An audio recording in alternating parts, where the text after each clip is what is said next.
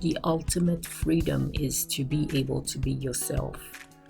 Because when you can't, you have to pretend to be somebody you're not, and you're not comfortable in your life, because every time you're afraid that somebody is going to find out who you really are, and maybe they won't like you, and you're scared of that.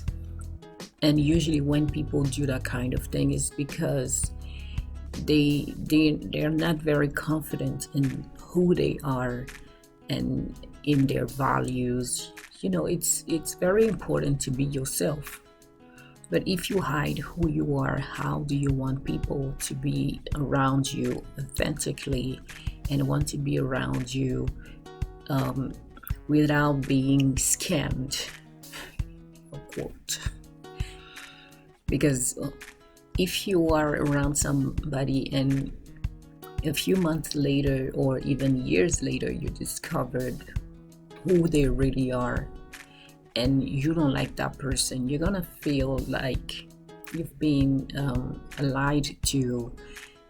Somebody took advantage of you, and that's not something you want to do to others. So don't do that. No, I mean, it's not something you want others to do to you, so don't do that to others.